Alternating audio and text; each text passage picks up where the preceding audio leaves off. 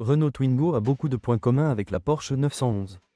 Absurde? Pas tout à fait, car cette petite citadine française est dotée d'un moteur arrière et d'une propulsion. Sous le capot, ou plutôt sous le plancher du coffre, qui devient malheureusement très chaud en roulant, l'un des deux moteurs a été installé. La base était une unité SCE à aspiration naturelle d'une capacité de 999 cm3 et d'une puissance de 69 chevaux, 91 Nm, qui offrait des performances modestes, une accélération de 0 à 100 km/h en 14,5 secondes et une vitesse maximale de 151 km/h.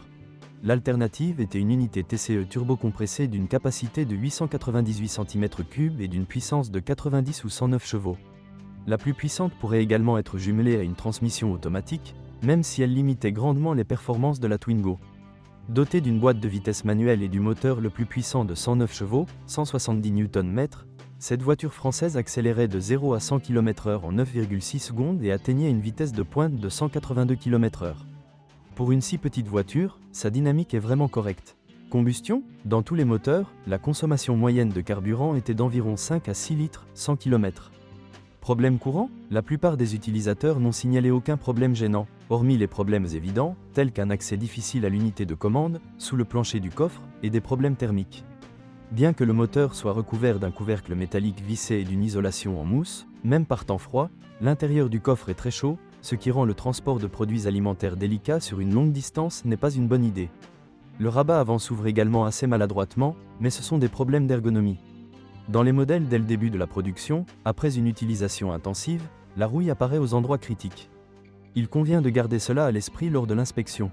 Renault Twingo est sans aucun doute une citadine extraordinaire, mais elle ne convient pas à tout le monde.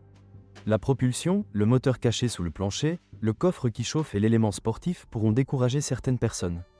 Nous ne verrons donc pas trop d'exemplaires dans les rues, ce qui peut être un avantage lors de la négociation du prix.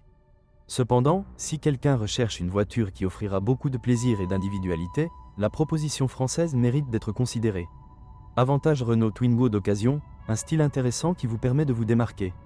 Beaucoup d'espace à l'intérieur, coffre spacieux après rabattement des dossiers, unité d'entraînement dynamique TCE 110, une maniabilité impressionnante, moteur arrière et propulsion arrière. Inconvénient de la Renault Twingo d'occasion, accès difficile à l'unité d'entraînement. L'intérieur du coffre est chauffé par le moteur.